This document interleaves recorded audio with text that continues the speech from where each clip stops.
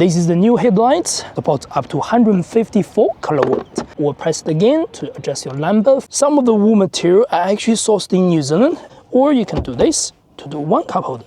Power-wise, it's effortless, but at the corner, it's still confident. Whoa! Hey guys, this is Jerry. Welcome to the channel. Today we're driving the Volvo EX30. This one is the all-wheel drive twin motor spec. It's not the best weather today, but we're looking at a very beautifully designed vehicle. This is the first ground-up electric vehicle from Volvo, so it's more like a small compact SUV. It's definitely smaller than the XC40. In comparison on the market, there are not many identical cars compared to this. You might look at something like a Mini Countryman, the Lexus UX electric version, or something like a Mercedes EQA or BMW iX1. All those are maybe just a smidge bigger than this vehicle, but nothing is like this in terms of the features and designs. And this is also, again, ground up electric flat platform, and all those cars are actually petrol converted to electric on the market. In New Zealand, the starting price is $74,900 plus ORC. You can get the Ultra version on the rear-wheel drive for $78,900, where this version, the all-wheel drive, will set you at a $84,900 plus ORC price tag. Do you need the all-wheel drive? Maybe not. The rear-wheel drive will be really good for the value, but I think the all-wheel drive is also really cool. That you get a little bit more traction, a little bit more handling, but at the same time, maybe a little bit more acceleration. So depends on what you like. You can choose your own, of course. In terms of exterior design, this is a small car, again, 4.23 meters long with a wheelbase at 2.65, and the width is just over 1.83. So again, small, nothing too big, but at the same time, so easy to park. I've been enjoying this car for a couple of 2 days, and it's so easy to park, it's so easy to find the car park, so easy to maneuver. For the exterior design, this is a side profile, 20-inch on this version, 19-inch on the standard versions, two-tone black finish roofs, and there are panoramic sun glass on the top.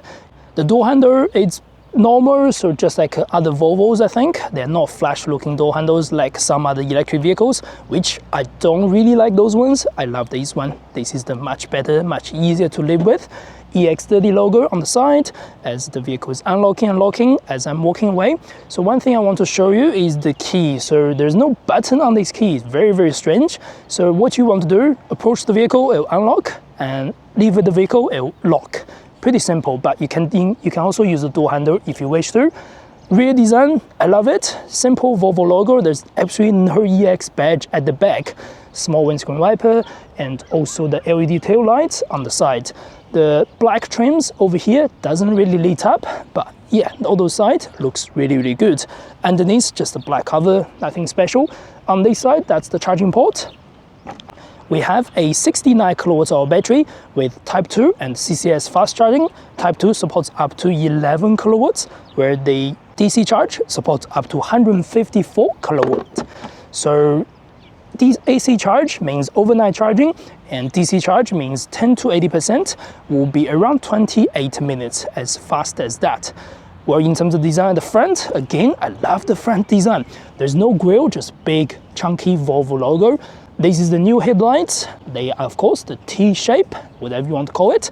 Parking sensors and also cameras and all that things is also at the front.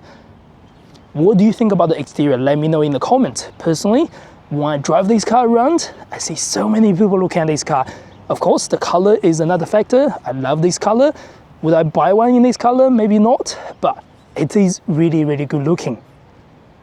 Now let's go to the boot just to see how it looks like. There's a small button over here, not easy to locate when it's rainy weather.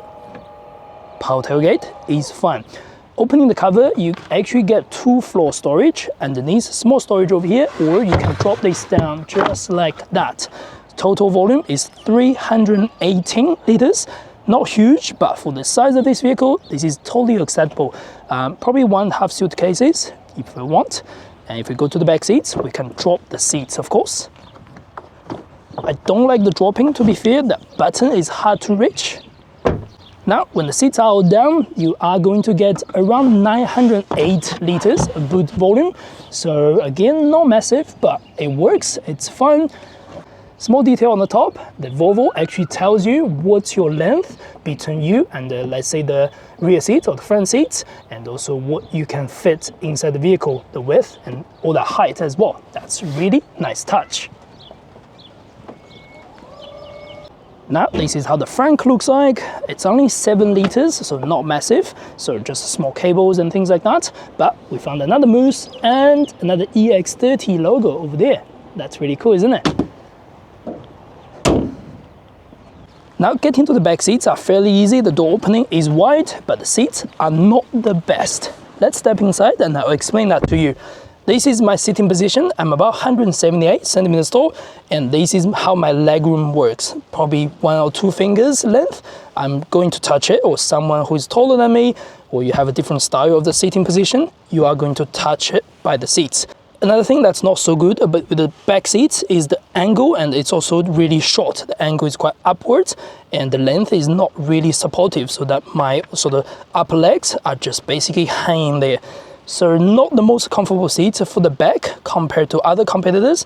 I would say I test drove the Mini Countryman. The Mini Countryman feels a little bit more spacious inside. If you're carrying 5 adults inside this car, it's going to be really uncomfortable for the back seats. In terms of storage, small pockets over here, small storage over here. There's another storage cabin you share with the front driver and passenger. You can also take this out. There's a big moose on there. And again, and the tray is also available if you want to use that. Okay sized door bins on the side, and door handles feel solid.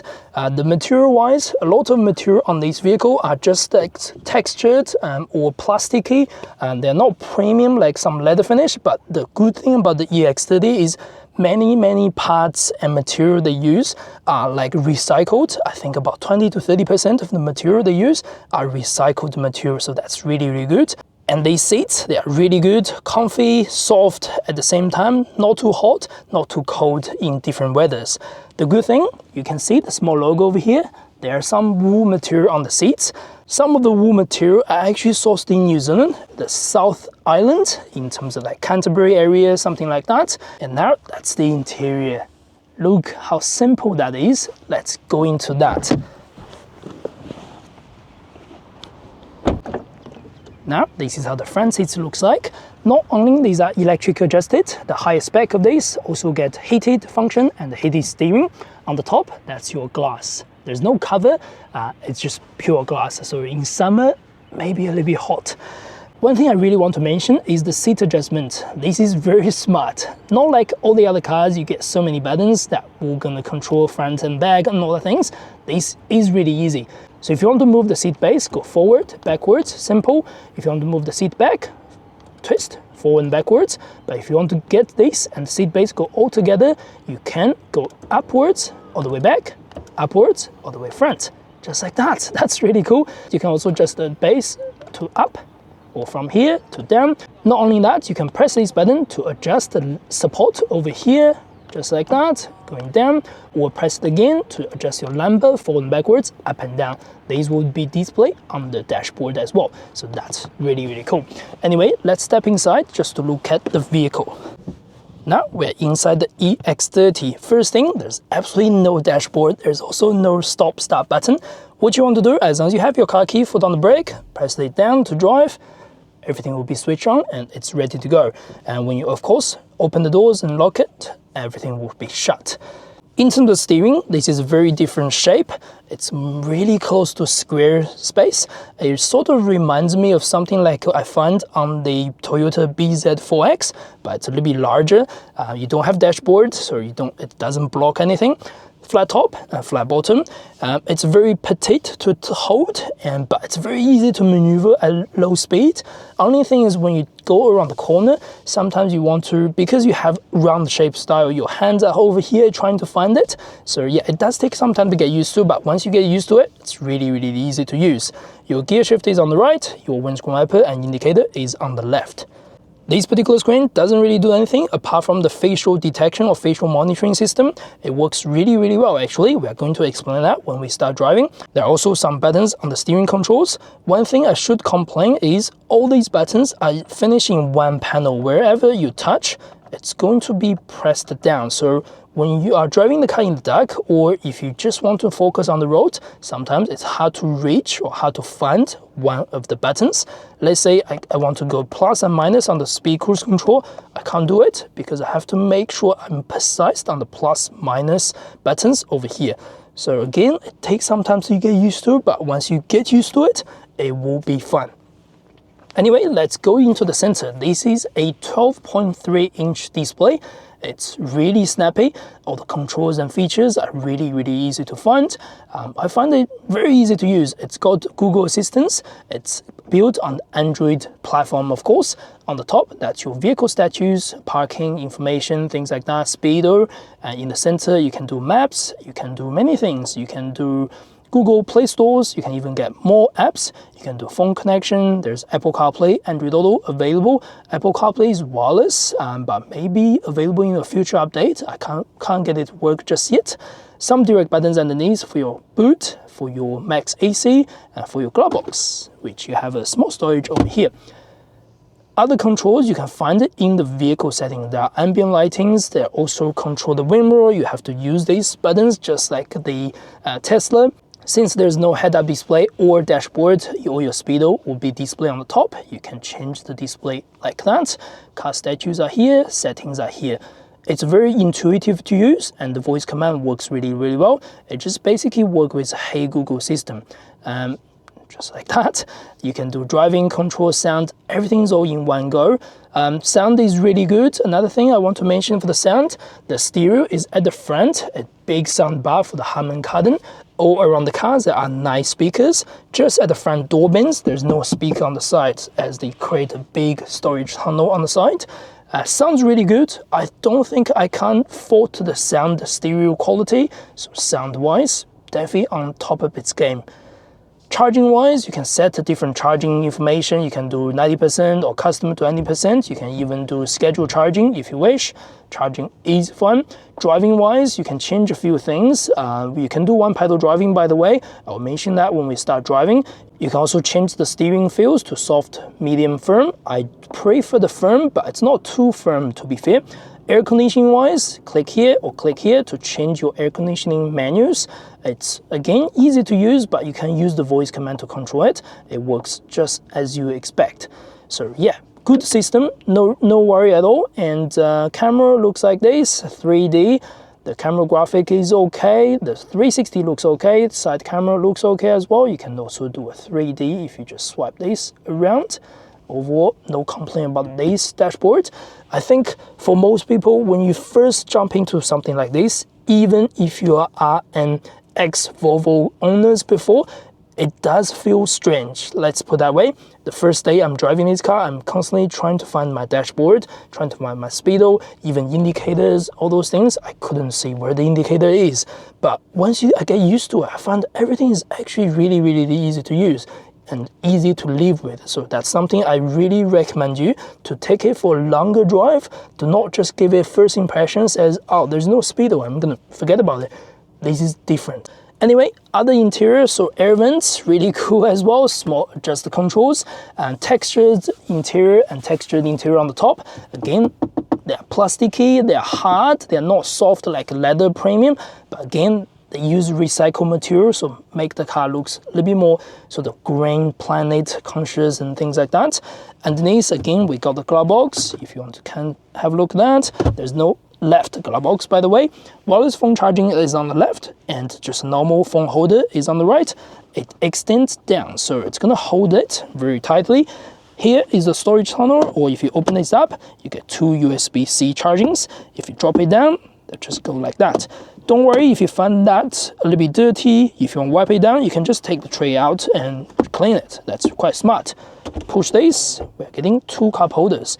Or you can go this to 1 cup holder and some storage, or you can do this to do 1 cup holder. Very smart, isn't it? Here is one annoying thing for the rear window control. You have to click the rear to control the window control, otherwise no rear. There's window control for the front. I do not like it, just as I didn't like it in the Volkswagen ID range. This is going backwards on the technology part really. Quick buttons for your central locking. These are pretty simple. that's pretty much the interior. Let's go for a drive. I can't wait to share you my thoughts about driving this car. All right, let's start this machine. So first thing I want to talk about is the Performace all-wheel drive. Every time we start the vehicle, this is default to be off. So the vehicle prioritizes the range, the efficiency over the performance. You have to go into the driving to select this to make sure you have the maximum sort of driving performance when you obviously put your foot down. And then you can change the steering wheel to soft, medium, or firm. I'm going to set firm for this driving. Before we go on the road, I want to talk about the visibility. I think at the front, superb. It's got sort of frameless wind mirrors on the side. That means it's easy to locate. Although the wind mirror looks small, but it's got wide vision. And I really love the wind mirror that blends out with the surrounding areas because there's no frame. Yeah, it creates a great feel for the visibility. At the front, large. At the back, not too large, but because the car is so short, you can see everything at the back pretty easily. That's no problem. The screen itself, again, really easy to use. You can use Hey Google, guide me to Hamilton. Just like that. It's pretty simple. Hey Google, cancel the navigation. Stopping navigation. And just like that, you do not need to take your eyes off the road at all when you want to type anything. Super easy to use. Hey Google, go into the settings. Opening. Like that. I love the Google Assistance, so that's pretty good. So now let's go to some numbers on this vehicle. It's available in two different drivetrains. One is rear-wheel drive for the standard and ultra spec for New Zealand market. That's 200 kilowatts on the rear wheel. But if you want the optional all-wheel drive like this one, you are going to get a combined power of 315 kilowatts. So that's more than 400 horsepower and 543 Newton meters. It is really fast. 0 to 100 timer is 3.6 seconds. I've seen some people testing this car. It's 3.65 or something like that. It is fast. But even if the car is really fast, it's not a performance vehicle in some ways, apart from just driving straight lines. The handling, the comfort, the suspension setting is all very soft around, let's say, corners and city traffic. One thing I want to talk to you is the indicator. So when you turn the indicator to left, your speaker on the left will give you a boost sound where you can feel the indicator is going left. If you do right, and you can feel the indicator sounds over here. I can't remember any other cars that does this, but if you know, let me know in the comments. I do find that really, really satisfying. As again, there's no dashboard, you can't really see your indicators just right in front of you. So that's actually really handy.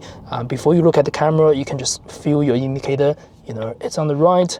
And yeah, that's satisfying. I love that small detail done by Volvo. Ooh, I'm not even doing 100% on the pedal. We're going to test that, of course, soon. Anyway, power-wise, it's effortless. Whenever you put the foot down, it's just gonna go. But at the same time, the pedal doesn't feel so touchy compared to something like the MG4 Performance X Power.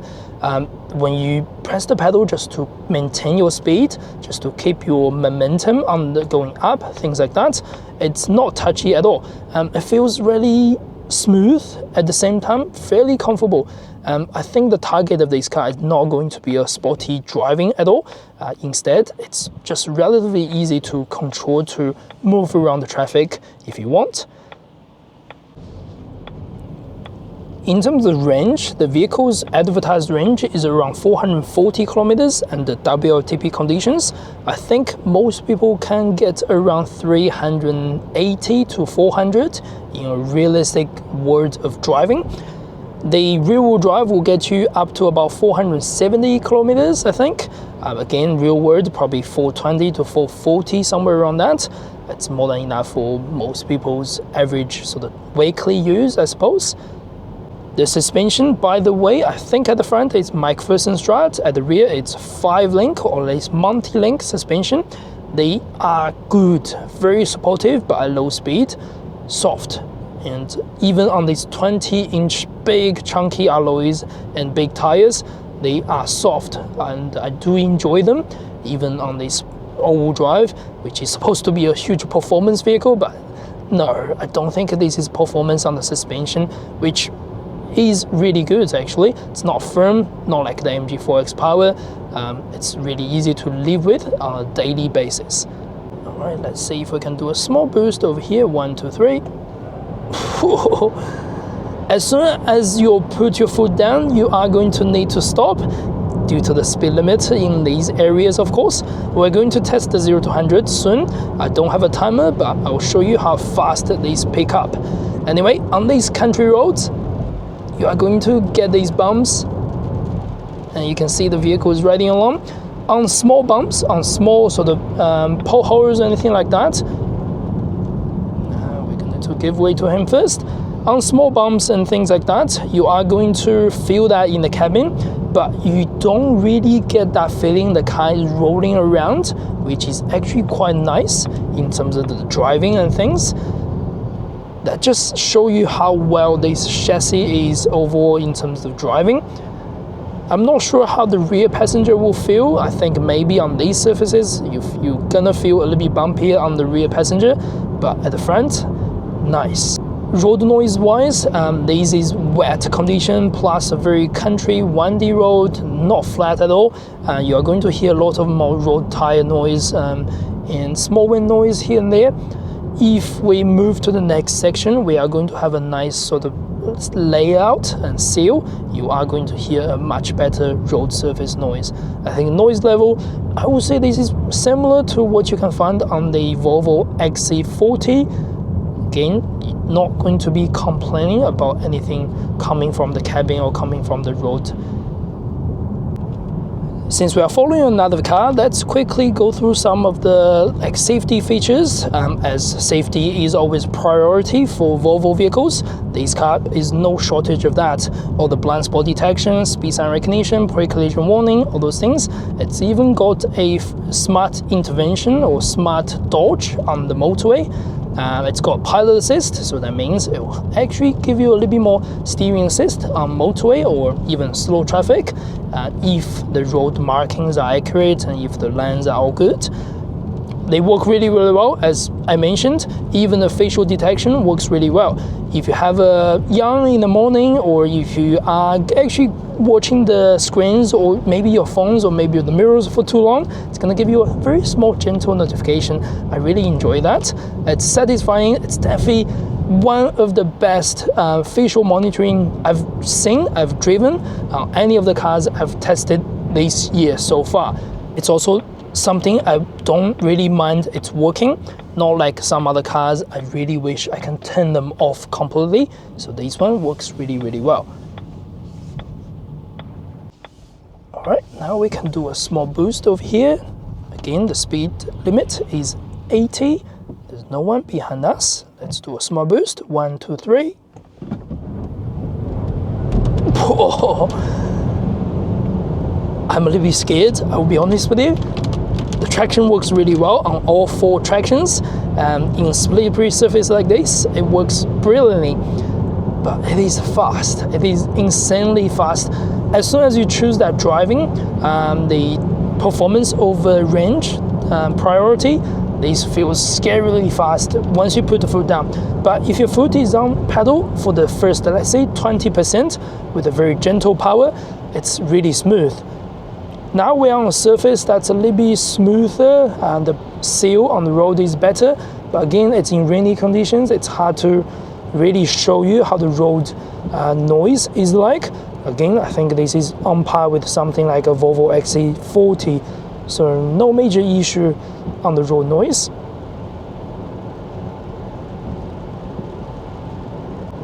You can see on these surfaces, they just ride along very easily. Even if the speed is fairly high, around 80 to 75, you're going to, every single small bumps, you're going to feel it on your seats, but the car is not going around corners, and yeah, it's effortless around these corners.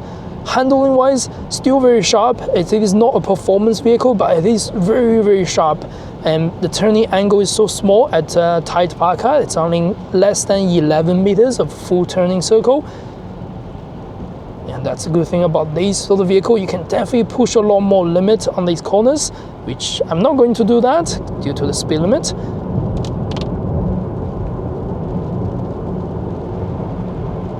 For some reason, I felt like a sporty hatch. It just doesn't feel like a medium-sized SUV at all. The chassis is very supportive, as you can see, very, very confident around these corners. Brake is another thing. I think just a normal brake is fun. I personally do love the consistency on these brakes. When you press the pedal, it's not like other EVs. It's quite spongy in the first travel because of the regeneration, and then after that, the mechanical brakes kick in. But the whole feel is just weird. But on this car, the brake travel feels just very consistency or consistent over the time when you press. Just like that. Of course, we need to slow down. Another thing I want to talk about is called the one pedal driving. This doesn't have the same one pedal driving feels as you get on the Tesla, on the MG, on other vehicles. This one pedal driving, I would wish they call it maybe a little bit different sort of style. It's not really a full one pedal driving in any ways. When you are traveling on a high speed, when you release the accelerator, it doesn't really brake at all. It's just gonna cruise and slowly slow down, just like that. I'm letting go, still rolling, 60 something, you can see that. But then at the low speed, if you are inching forward at traffic light, the brake, it's like harsh braking. So it works quite different from your normal type of sort of one pedal driving. All right, no one's behind us. Let's do a stop start. Driving, accelerator, 1, 2, 3.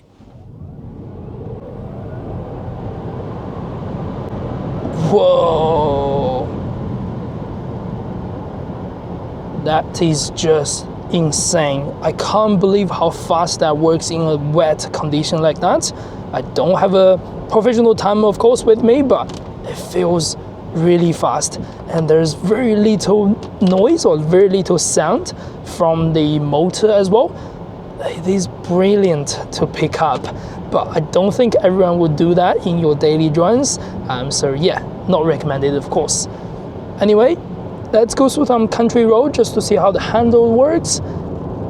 Look how that handles. Again, before I do this, I didn't go for a long, like a stretchy road or windy road like this in the other areas. I've been driving in Auckland traffic, just straight lines. I didn't expect the handles so well, so effortless around the corner.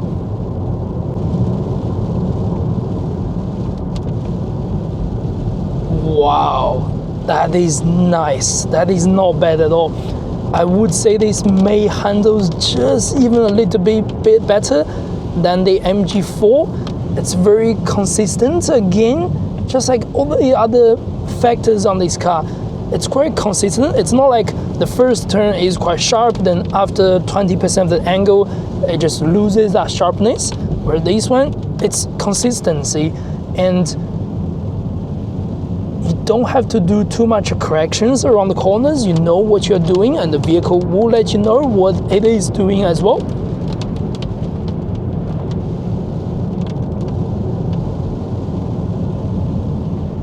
Wow, just wow. The steering doesn't feel that heavy compared to, let's say, a Tesla Model 3 or Model Y. But at the corner, it's still confident. I just stay on the ground very, very well.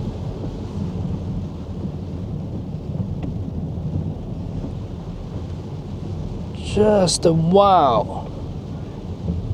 I may think because this is all-wheel drive, it may handle a little bit better than the rear-wheel drive. I'm actually not entirely sure if the rear-wheel drive will handle like this. But man, this is confident around these corners. I would say this handles way better, or definitely better than the XC40 I've driven. And you can see this, like, people complain about EVs not being fun to drive. This is definitely not one of them that you can complain. Whew.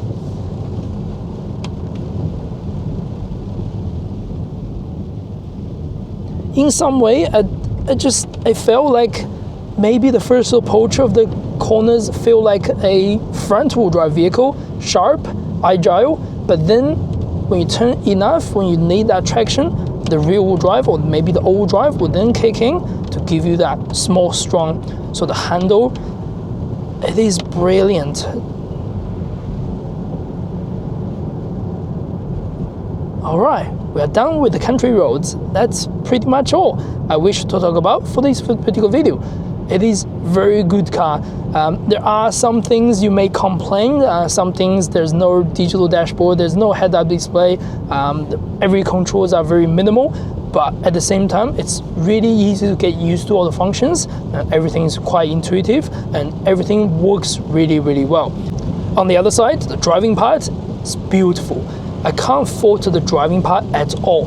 The suspension works really nicely, it's comfy, at the same time, very sporty to handle and very confident to handle around the country roads like this, motorway, straight lines, very, very comfy. So good EV done by the Volvo, and it is only the first dedicated platform done by Volvo. I just can't fault anything on this car in terms of the driving part, and I think it's done very, very brilliantly. That's the end of this video. I hope you enjoyed the content. If you do not forget to subscribe, like. That's the best way to support the channel.